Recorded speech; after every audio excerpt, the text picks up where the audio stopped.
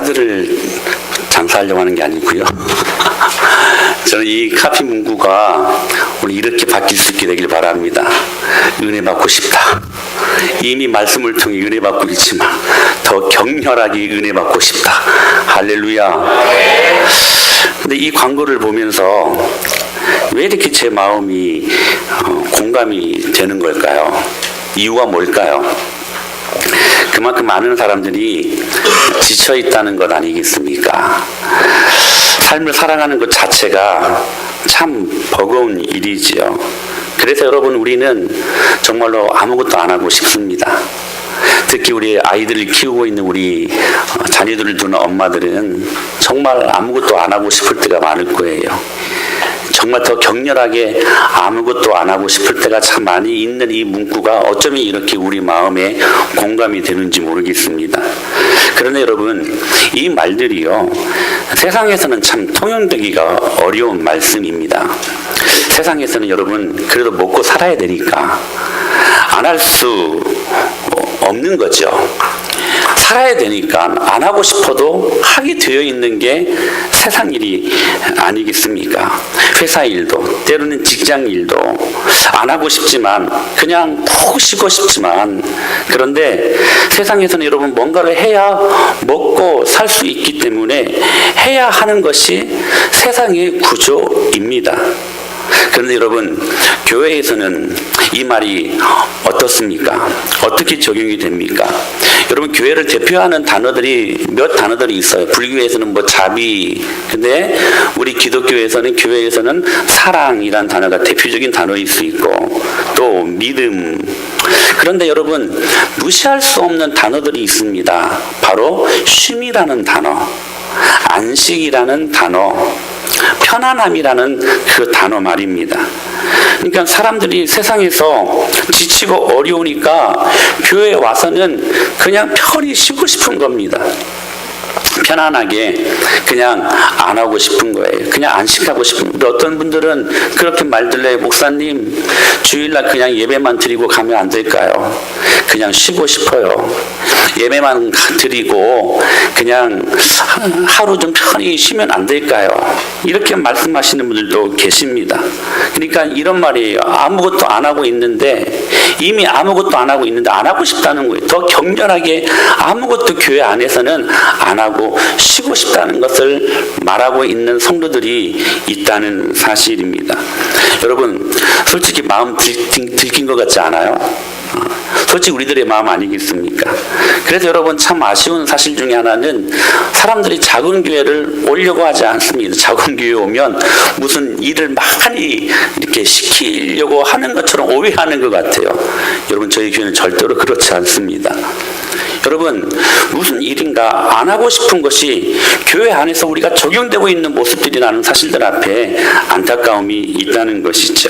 그런데 오늘 본문을 보면 주님께서는 충성이라는 열매를 맺으라고 말씀하고 있습니다. 아무것도 안 하고 싶은데, 이미 아무것도 안 하고 있는데, 아니 더욱더 격렬하게 아무것도 안 하고 싶은데, 여러분, 주님께서는 오늘 우리에게 무엇을 말씀하시냐면 충성하라고 말씀을 하시는 것입니다. 여러분, 충성은 성령의 열매 중에 하나입니다. 그러므로 여러분, 이 충성의 열매는 사실 여러분 사역을 기반하고 있는 열매 아니겠습니까? 무슨 말씀이에요? 여러분, 무슨 일인가를 하고 있기 때문에 충성이라는 단어가 필요한 것이지, 아무 일도 하지 않고 있는데 충성, 이 말은 대입될 수 없다는 사실입니다. 그러므로 여러분, 충성이라는 단어를 집어넣기 위해서는 우리가 무슨 일인가를 하고 있어야 된다는 사실이에요. 그러니까 충성 이꼴 사역이라는 말이 이게 맞는 것입니다. 그런데 주님은 오늘 우리에게, 우리가 얼마나 지쳐있는 줄 알면서도 안식과 위로가 필요하고, 때로는 우리의 욕망을, 쉬고 싶은 욕망을 알고 있으면서도 우리가 반드시 맺어야 될 열매가 충성의 열매라고 끊임없이 계속 우리들에게 말씀하고 있다는 사실입니다.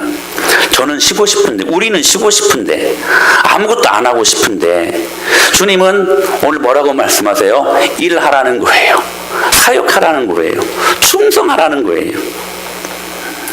충성에 대해 사실 여러 성경 구절이 있습니다. 그런데 여러분 전도서 25장 13절에 이런 말씀이 있어요. 같이 한번 읽어볼 거예요. 시작. 충성된 자는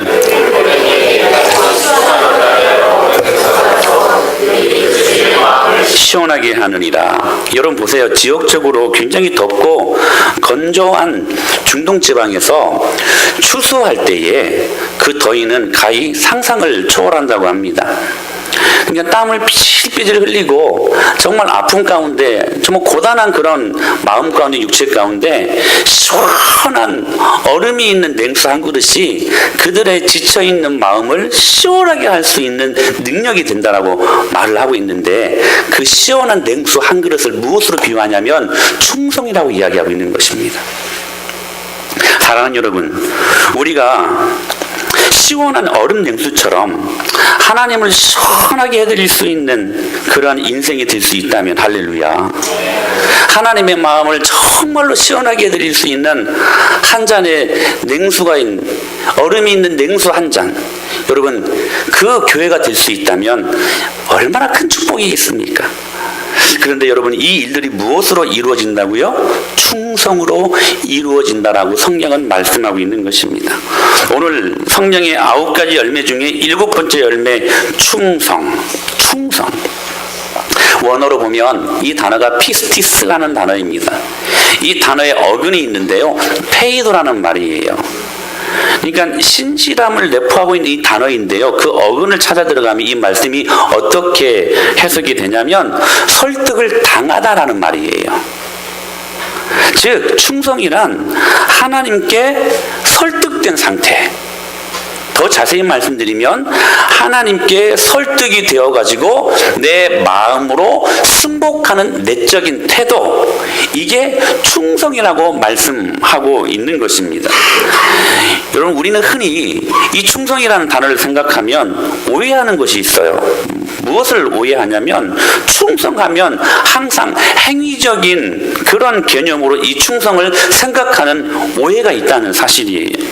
그래서 헌신하고 때로는 땀 흘려 일하고 봉사하고 열매를 많이 거두는 것을 우리는 충성으로 생각하는 그러한 일들이 있다는 사실입니다. 그러나 여러분, 성령의 열매 충성은 그런 행위적인 의미가 아니라 내가 하나님께 설득당한 상태, 그러니까 내가 하나님께 이미 내 마음이 승복당한 그 마음의 상태가 바로 순종이라고 말씀하고 있는 것입니다. 더 쉽게 말하면 억지 행위가 아니라 기꺼이 즐겁고 기꺼이 기쁘게 하는 것이 순종이다 하는 것입니다. 그래서 여러분, 교회에서 우리가 때로 땀 흘리고 때로 봉사하고 수고하고 헌신하는 것도 너무나 중요한 일이지만, 그러나 여러분, 그것보다 더 본질적인 측면이 있는 그것이 무엇이냐면 하나님께서는 우리 마음의 승복을 원하시고 계신다는 것입니다. 오늘 본문에 보면 하나님께 설득이 되어 마음으로 승복하는 태도를 보였던 충성된 일꾼 바울과 바나바가 등장을 합니다. 수리아 안디옥 교회가 이 두 탑클래스, 정말 충성된 일꾼을 선교사로 보냅니다. 파송을 합니다. 그래서 여러분, 가장 탁월한 리더십들인 이 두 분을 전도하는 일로 파송을 하는 장면을 담고 있는 말씀이기도 합니다. 근데 오늘 본문 사도행전 13장 47절에 보니까 이렇게 말씀하세요. 시작. 주께서 이같이 우리에게 명하시되,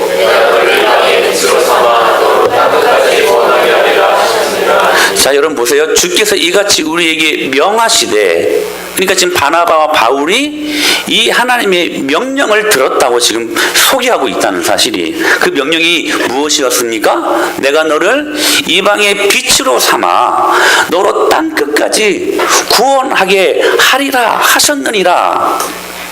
여러분, 이 말씀은요 정확히 이사야 49장의 말씀을 인용한 것입니다. 이 말씀을 구약 성경에 능통했던 바울이 이 말씀을 지금 반응하기 시작한 거예요. 어떻게 말씀하셨냐면 시작. 그가 이르시되 야곱의 지파들을 일으키며 이스라엘 중에 보존된 자를 돌아오게 할 것은 매우 쉬운 일이라. 내가 또 너를 이방의 빛으로 삼아 나의 구원을 베풀어서 땅끝까지 이르게 하리라. 그러니까 이사야 선지자를 통하여 하신 하나님의 말씀을 구약 성경에 능통했던 바울이 받고 이 말씀을 지금 명령으로 반응하며 이 말씀이 근거하여 선교사로 파송되고 있었다는 사실입니다. 그런데 여러분, 오늘 이 바울과 바나바가 오늘 이 이사야 말씀으로 말미암아 지금 선교사로 파송되는 근거가 되는 말씀을 이 본문을 통해 지금 말씀하고 있는데, 이 본문을 자세히 보십시오. 이 이사야 49장 6절의 말씀은 여러분 절대로 명령문이 아닙니다. 영어 성경에 보게 되면 이 말씀이 이렇게 시작이 되어져. I wish. 내가 소망한다는 거예요. 명령이 아니에요. 야, 너 나가라. 명령하시지 않았어요. 하나님의 소원을 그냥 말씀하신 것입니다. 그런데 여러분, 이 명령문이 아니고 그냥 소원하는 소망이 담긴 이 말씀을 이 바나바와 바울이 어떻게 지금 반응하고 있냐면, 다시 한번 말씀 보실까요? 우리 13장 47절 시작. 주께서 이같이 우리에게 명하시되 내가 너를 이방의 빛으로 삼아 너로 땅끝까지 구원하게 하리라 하셨느니라. 이 말씀을 무엇으로 받았습니까? 명령으로 받은 거예요. 명령했을 때에 명령에 복종하는 것은 어찌 보면 물론 이것도 하기 힘든 사람들도 있지만 그러나 쉬운 일일 수 있습니다. 여러분 군대에 가보십시오. 여러분 고참들이 하는 말, 여러분 상관이 하는 말은 여러분 무조건 복종해야만 합니다. 그것도 충성이라고 이야기를 해요. 그런데 여러분, 오늘 본문은 어떻게 기록이 되어져 있냐면 하나님의 소원을 말씀하신 것 뿐입니다. 그런데 바울과 바나바는 이 소원되는 하나님의 말씀, 내가 이렇게 하면 좋겠다고 하신 그 주님의 소망을 명령으로 받고 있었다는 사실입니다. 하나님이 명령으로 너희들 나가 이렇게 말씀하시지 않고 I wish, 명령이 아니라 소망이라는 사실이에요. 나는 너희들이 이방에게 빛이 되기를 원한다. 그래서 저희들이 구원받았으면 참 좋겠다라고 하는 I wish, 주님의 소망이 담겨진 말씀이 있었다는 사실입니다. 그런데 그 하나님의 소원을 명령으로 받은 자가 바울이었고 바나바였고 수리아 안디옥 교회였다는 사실입니다. 여러분, 충성이 뭘까요? 여러분, 명령했을 때에 그 명령에 반응하는 것도 충성이지만 성경이 우리에게 정말로 원하시는 충성의 모습은 무엇인가? 하나님의 소원을 명령으로 받는 것, 이것을 진짜 충성이라고 말씀하시는 것입니다. 하나님의 마음을 알고 그 마음에 순복당하는 것, 여러분 이것이 진짜 충성이라고 오늘 우리들에게 말씀하고 있다는 사실입니다. 그러니까 여러분, 명령을 복종으로 받은 것이 아니라 마음의 소원을 명령으로 지금 반응하고 있었다는 사실입니다. 여러분, 사실 그러지 않습니다. 우리가 사는 이 세상에서도요, 내가 저 사람을 사랑하느냐 하지 않느냐를 볼 수 있는 것은요, 내가 저 사람의 소원을 들었을 때 반응하는 모습을 보면 알 수 있습니다. 여러분 한번 지금 여러분의 부부관계를 한번 테스트해 보십시오. 아내와 남편이 뭐뭐 하고 싶다고 할 때 그냥 알아서 해 이렇게 말하는 것과, 때로 남편과 아내가 여보 나 이거 먹고 싶어, 여보 나 이거 사고 싶어, 여보 나 이거 하고 싶어, 그렇게 말할 때에 여러분들에게 있어서는 그 말이 참 상상이 들지는 모르겠지만 그 말을 들었을 때 그 말을 명령으로 받는 것입니다. 그래서 갑자기 내 사랑하는 아내와 내 사랑하는 남편이 말하는 것이, 그냥 소망하는 것이 나에게는 막 명령으로 들리는 거예요. 그래서 막 그것 해주고 싶어가지고 몸이 갑자기 꿈틀거려지고 막 내가 반응하는 거, 여러분 그게 진짜 사랑입니다. 여러분의 부부관계는 어떻습니까? 알아서 해. 혹시 그런 모습은 아닙니까? 신혼 때 제가 제 아내를 움직이는 가장 자주 사용했던 말이 무엇이었냐면, 여보, 당신이 정말로 나를 사랑한다면 이거 해줘요. 그러면요, 신혼 결혼하고 한 6개월 정도까지는 정말 잘해줬습니다. 무엇인가 제가 아쉬우면, 여보, 당신이 정말 나 사랑하면 이거 해줘. 정말 잘 들었습니다. 어제 잠깐 그 말을 했거든요. 저를 한 대 툭 때리더라고요. 여보, 당신이 정말 나를 사랑한다면 나 때리지 마. 2대 때렸어요. 2대. 여러분은 어떠하십니까? 아내가 이제 신혼일을 정말 불가능한 속에서 임신을 하고 출생까지 하지 않았습니까? 근데 임신 상태에서 입덧을 하는데 제 아내는 참 감사하게 먹는 것이 입덧이었습니다. 참 감사했어요. 근데 이제 자두가 막 나올 때쯤이었는데 자두 6개가 10,000원이었어요. 굉장히 비싼 거잖아요. 근데 그거 먹고 싶다는 거예요. 근데 여러분, 그 말을 듣자마자 제가 어떻게 반응했냐면, 그래? 하고 바로 옷을 주섬주섬 입고, 여러분 마트에 가서 그것을 사다 주지 않았습니까? 지금 그렇게 말하면 제가 움직일지는 모르겠습니다. 솔직히 너무 귀했고 너무 사랑했기 때문에 내가 그렇게 반응할 수 있었다는 사실입니다. 그냥 먹고 싶어요 라고 말한 것이 이게 명령으로 들린 거예요. 명령으로. 여러분, 정말로 사람이 누군가를 사랑한다면 I wish 라고 말할 때에 그 말이 내게 명령으로 들려지는 것입니다. 나를 그것이 움직이게 하는 동력이 되는 거예요. 그 사람이 원하고 그 사람이 하고 싶어 하는 것을 해주고 싶은 마음으로 마음이 막 벅차요. 저 여러분의 부부관계가 그렇게 될 수 있기를 축복합니다. 아멘들 하세요. 할렐루야. 어떻게 그걸 해줄까? 머리를 쓰게 하고 그 일이 가능하도록 모든 것을 강구합니다. 그의 소원이 명령으로 들린 것입니다. 여러분, 이것이 진짜 누군가를 사랑한다는 거예요. 저는 이것이 바로 바울과 바나바가 선교사로 나가게 된 이유라고 저는 믿습니다. 명령문이 아니었어요. 나가라, 제발 나가라, 명령이 아니었어요. 아유, 위시, 난 너희들이 그렇게 하면 좋겠다. 나가서 이방의 빛이 되어 그들을 구원하는 사람들이 되었으면 참 좋겠다. 소망하는 말이었어요. 그런데 그 소망하는 말을 바울과 바나바는 명령으로 받은 것입니다. 사랑하는 여러분, 이게 충성입니다. 이게 충성이에요. 하나님 마음에 내 마음이 순복당하는 것, 설복당하는 것, 하나님의 소원을 명으로 받아가지고, 즉 자신의 삶의 목적을 그렇게 살아가는 것이 있었다는 것입니다. 여러분, 이게 충성이고, 이것이 여러분 충성의 뿌리입니다. 누군가 완력으로 억지 춘향식으로 이거 해봐, 이거 해라 명령했을 때 여러분 그 말씀 앞에 반응하는 거 쉬운 일은 아니지만 할 수 있는 일입니다. 그런데 여러분, 진짜 충성은 뭐냐면 하나님의 마음을 우리가 알고 그분이 소망하는 그 마음에 반응하며 그 말씀을 명령으로 받는 것, 이것이 진짜 순종이라고, 오늘 충성이라고 말씀하고 있는 것입니다.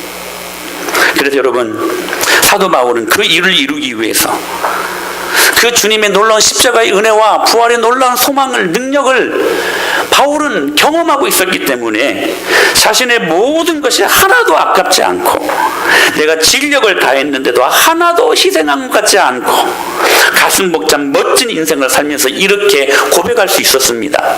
같이 한번 읽어볼까요? 시작. 내가 달려갈 길과 주 예수께 받은 사명 곧 하나님의 은혜의 복음을 증언하는 일을 마치려 하면은 나의 생명조차 조금도 귀한 것으로 여기지 아니하노라. 할렐루야.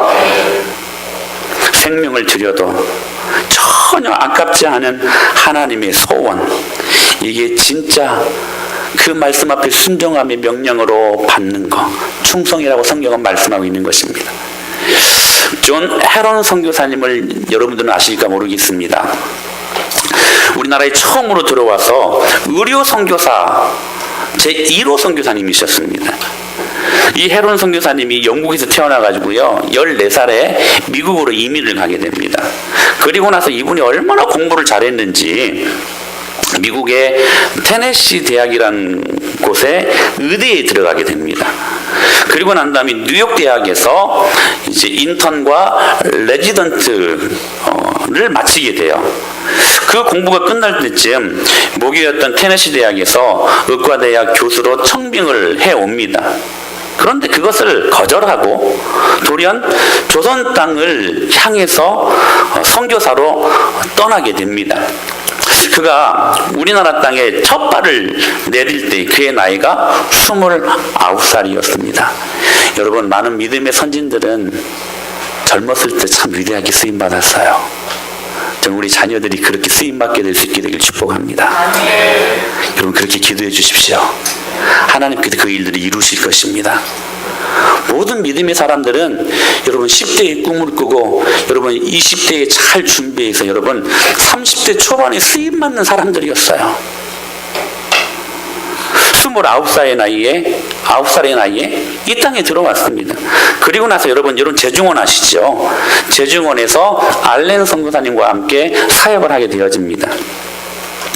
2년 정도 되던 해에 그의 나이, 우리 이제 수학을 빨리빨리 해요. 29살에 우리나라에 들어왔으니까 2년 후가 지났으니까 몇 살이에요? 31살에 재중원 교회를 개척을 합니다. 그래서 그 교회를 통해 수많은 사람들이 예수께로 돌아와요. 예수님을 믿게 됩니다. 그리고 난 2년 후에 몇 살? 33살에 한국 성경 번역 편찬위원회 멤버로 멋지게 섬기다가 그의 나이 35살 전염병이 돌았는데 그 전염병 환자들을 돌보느라 밤과 낮으로 계속 돌보느라 이분이 과로하여 쓰러져 순교하게 됩니다. 너무나 아까운 인재가 조선 땅에 들어와서 만 5년을 섬기다가 그렇게 순교하게 됩니다. 그런데 재미있는 사실은 이 선교사님이 우리 땅에 오기 전에 그에게는 피앙세가 있었습니다. 약혼녀가 있었습니다. 그 약혼녀가 이 헤론 선교사님이 이런 말을 했다고 그래요. 코리아라고 하는 나라는 아주 위험하다고 하네요. 미개하여 더럽기가 이를 데 없고 사람들은 너무 가난해서 굶어 죽어가는 게 태반이고 정세는 혼탁하며 가깝게는 일본이 노리고 있고 중국도 계속 손을 뻗치고 있다고 하네요. 러시아도 그 틈에서 한몫 챙기려고 하는데 왕실의 권력 다툼은 치열하기 그지없어서 언제 어떻게 될는지 모른다고 합니다. 그러니까 제발 가지 마세요. Don't go, said 피앙세. 약혼녀가 그렇게 말을 했습니다. 이때 여러분 이 말을 듣고 갈 사람이 솔직히 누가 있습니까? 그럼에도 불구하고 그 미개하고 더럽다고 했던 전혀 소망 없는 이 조선 땅에 이 존 헤론 선교사님이 오신 이유는 하나님의 I wish 그 소망, 나는 네가 그들에게 빛이 되어 그 조선 땅도 구원받았으면 좋겠다 하는 그 주님의 소망과 그 주님의 소원을 명령으로 받았기 때문에 그 수많은 위험과 그 수많은 죽음이 도사려지고 있는 아픔 속에서도 이 조선 땅을 향하여 여러분 오게 된 것임을 믿으시길 바랍니다. 그 하나님의 소원을 명령으로 받았던 충성하는 마음이 있었기 때문에 그 위대한 발걸음을 내디딜 수 있었다는 사실입니다. 사랑하는 여러분, 우리의 삶은 그냥 하루 삼시세끼 여러분 배부르다고 행복해하는 돼지와는 다릅니다. 하나님의 형상으로 지음받은 우리들이요 하나님의 소원을 안 이상 사랑하는 주님의 소원을 이루기 위해 모든 그분의 손과 발과 지혜가 총동원되어 기쁘게 달려가야 되는 것이 여러분 우리들의 모습이고 이것이 우리가 맺어야 될 성령의 충성의 열매라는 사실입니다. 잃어버린 영혼을 살리는 게 하나님의 소원이라면 그 하나님의 소원을 이제 우리도 명령으로 받고 그래서 그 성령의 열매를 오늘 또 우리로 충성이라고 말씀하셨다면 여러분 그 충성을 우리가 해야 되지 않겠습니까? 여러분 그게 멋진 인생 아닐까요? 여러분 뭐가 아까우십니까? 여러분의 재능과 여러분의 머리가 여러분의 촉망받는 미래가 하나님의 소원을 이루는 것보다 더 귀하고 놀라워서 그 일에 들여지는 것이 아깝다고요? 마태복음 25장에 보면 달란트 비유가 나옵니다. 주인이 먼 나라에 가면서 5달란트, 2달란트, 1달란트를 주고 떠납니다. 이제 오후에도 말씀드리겠지만 이 달란트는요 어마어마한 화폐 단위입니다. 금 한 33kg 정도 되는 이 달란트가 1달란트라고 해요. 그러니까 우리나라 돈으로 환산을 하면 한 50억 그 정도. 그러니까 금이니까 더하겠죠. 그러니까 엄청난 것들을 맡겨주고 주인이 먼 나라로 떠납니다. 근데 5달란트를 맡은 사람들은 5달란트를 남깁니다. 열심히 일해서. 2달란트를 맡은 사람은 2달란트를 열심히 일해서 또 남깁니다. 근데 마지막 1달란트 맡은 사람은 어떠했어요, 여러분? 그거 사용해가지고 장사해서 만약에 잃어버리면 죽도 밥도 안 된다. 이거 큰일 난다. 하고 그것을 아껴두고 땅에 묻어둬 버립니다. 사랑하는 여러분, 그 엄청난 달란트 저와 여러분들에게 주님께서 주시지 않았습니까? 인정이 안 되시나요? 여러분 그 엄청난 축복과 달란트를 하나님께서 여러분들이 주셨음을 믿으시길 바랍니다. 할렐루야. 달란트 비유에 허락하신 그 달란트보다 더 많은 것들을 우리에게 허락하셨다는 사실이에요. 그런데 그거 사용해서 남기라고 말씀하시는데 1달란트 받은 사람은 아껴둔 거예요. 여러분, 여러분의 건강을 아끼지 마십시오. 여러분의 물질을 아끼지 마세요. 여러분의 시간을 아끼지 마세요. 요한 웨슬레가 여러분 이런 말을 남겼잖아요. 나는 썩어져서 없어지는 인생이 아니라 닳아져서 없어지는 인생이 되고 싶다. 사랑하는 여러분, 우리는 어차피 한번 없어질 인생 아닙니까? 우리는 없어지면 다 천국 가잖아요. 믿습니까? 할렐루야. 저는 이 말만 들으면 난 너무 좋아요. 우리는 여러분 죽으면 천국 가잖아요. 할렐루야. 한번 죽으면 여러분 천국 가는 인생입니다. 그렇다면 우리가 어떻게 살아가야 될 것인가? 그냥 아무런 의미 없이 썩어져서 사라지는 인생이 될 것인가? 아니면 주님 앞에 쓰임받다가 쓰임받고 또 쓰임받다가 닳아져서 없어지는 인생이 될 것인가? 여러분 기왕 우리가 한번 없어지는 인생이라면 여러분 기억하십시오. 주님 앞에 쓰임받다가 여러분 멋지게 쓰임받다가 닳아져서 그렇게 천국 갈 수 있는 인생이 될 수 있게 되길 축복합니다. 여러분 이 일들을 위해 우리가 몸부림칠 수 있는 여러분 그러므로 충성이 필요한 사실이에요. 여러분 아끼는 것은요 아끼는 게 아닙니다. 어떤 한 어리석은 사람이 두 눈이 너무 아까워가지고요 한 눈을 아끼려고 그 안대를 했다고 합니다. 옛날에 보면 이렇게 애꾼을 보면 이렇게 안대를 하잖아요. 이렇게 대각선으로. 그래서 이 두 눈 다 쓰는 것이 너무 아까우니까 이 한쪽 눈은 감고 있다가 나중에 한쪽 눈이 안 좋아질 때 사용하려고 이제 그 지혜를 가지고 한쪽 눈을 그냥 안대로 보호를 했다고 합니다. 근데 막상 한쪽 눈이 안 좋아지고 정말 이 보호한 눈을 쓰려다 보니까 이 눈이 보이지도 않는 거예요. 여러분 아끼는 것은 버리는 것입니다. 주님을 위해 아끼지 마십시오. 할렐루야. 주님을 위해 여러분 찬양할 때에도 목소리를 아끼지 마세요. 기도할 때 하나님 앞에 여러분 기도하면 응답하신다고 말씀하시는데 아끼지 마세요. 할렐루야. 여러분 전도할 때 여러분의 건강을 아끼지 마세요. 여러분 채워주십니다. 할렐루야. 정확히 주님께서 여러분 갑절로 채워주셨잖아요. 5달란트 맡은 자들은 5달란트를 남기게 하셨습니다. 할렐루야. 2달란트 맡은 자는 열심히 일해서 여러분 2달란트를 남기게 하셨습니다. 정확히 곱절로 주님께서 축복하고 계셨다는 사실이에요. 그런데 여러분, 이 충성된 사람들의 라이프 스타일이 있습니다. 바로 순종하는 사람들이라는 거예요.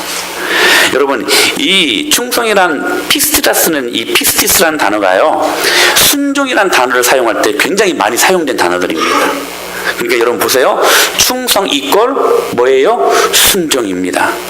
충성하는 사람들의 라이프 스타일은 뭐라고요? 순종하는 사람들입니다. 그래서 여러분 이런 말이에요. 내가 죽도록 충성하라. 그리하면 내가 생명이 멸류관을 너에게 주리라. 무슨 말씀이에요? 내가 죽도록 순종하라. 그리하면 생명이 멸류관을 너에게 주겠다고 말씀하시는 것입니다. 같은 말이에요. 같은 말이에요.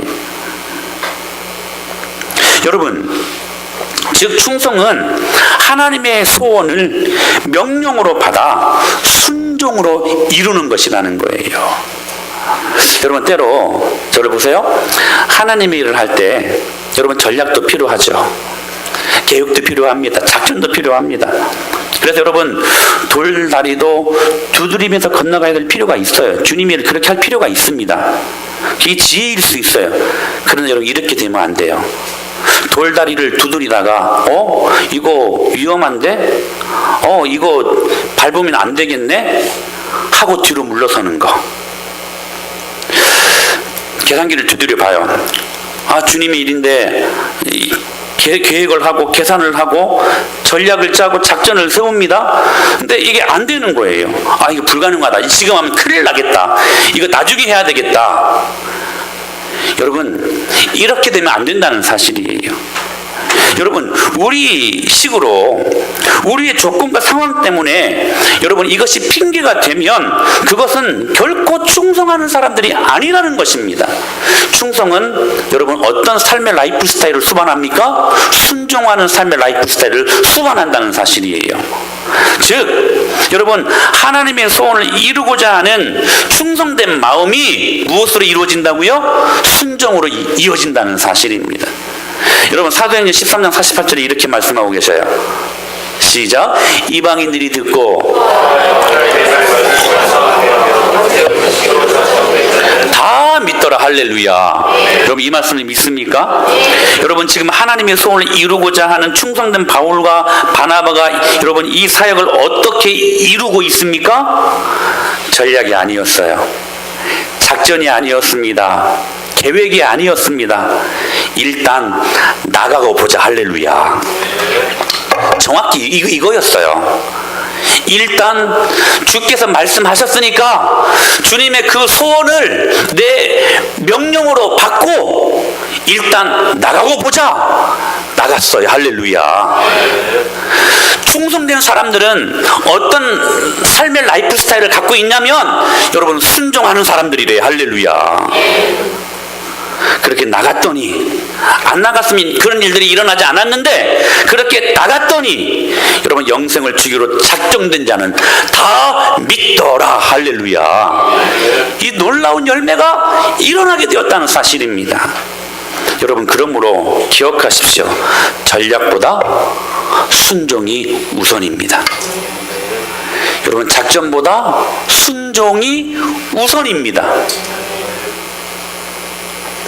사실 바울도 이 일에 우리와 똑같이 두려움이 있었던 것 같습니다. 야, 이거 전도하다가 돌 맞아 죽는 거 아니냐? 야, 이거 전도하다가 전도 한 명도 못하고 그냥 사역 마치는 거 아니냐? 굉장히 떨림과 두려움이 있었던 모양입니다. 그런 그에게 예수님께서 어떻게 말씀을 하셨냐면, 시작. 밤에 주께서 환상 가운데 바울에게 말씀하시되 두려워하지 말며 침묵하지 말고 말하라. 내가 너와 함께 있음에 어떤 사람도 너를 대적하여 해롭게 할 자가 없을 것이니 이는 이 성중에 내 백성이 많음이라 하시더라. 할렐루야. 순종이 먼저라는 거예요. 많은 위험도 있고 많은 그런 너를 위협하는 위험 요소들이 이곳저곳에서 도사려지고 있지만 그러나 순종해라. 그냥 말해봐라. 그러면 이 백성에, 이 성중에 내 백성이 많게 하는 열매를 주겠다라고 약속하셨던 말씀이셨습니다. 사랑하는 여러분, 교회가 전략을 갖고 교회 부흥 몇 개년 계획 이거 세울 필요 있습니다. 그렇게 하시는 목사님들도 많고요. 근데 저희 교회는 그런 거 없거든요. 여러분 작전을 세울 필요도 있어요. 계획을 세울 필요도 있습니다. 근데 여러분 이게요 순종보다 앞서가면 안 됩니다. 순종이 작전, 계획, 모든 전략보다 우선해야만 하는 것이 교회입니다. 그러므로 여러분 순종 안 하고 미루고 따지고 하니까 이게 안 되는 것이지 순종하면 됩니다. 할렐루야. 충성된 사람들의 라이프 스타일은 좀 믿음으로 순종하는 사람들이라는 사실이에요. 즉 충성은 여러분 믿음과 순종으로 이루어진다는 것입니다. 그러므로 여러분 이 중요한 어구를 꼭 기억하십시오.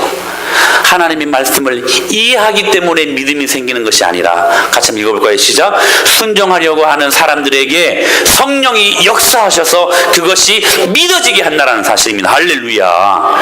여러분 이거 정말 중요한 말씀이거든요. 여러분 하나님의 말씀을 내가 이해하기 때문에 막 이해하려고 그래서 내가 몸부림치기 때문에 믿음이 생기는 것이 아니라 순종하니까 성령님이 역사하셔가지고요 그것이 믿어지게 한다는 사실입니다. 이게 여러분 우리 삶의 영적인 법칙입니다. 이게 순서입니다. 여러분 상황을 보면, 환경을 보면 결론은 뭐예요? 안 된다는 것뿐 아닙니까? 항상 부정적이지 않습니까? 역사 이래 이 나라 여러분 경제가 좋다는 말 저는 한 번도 못 들어봤습니다.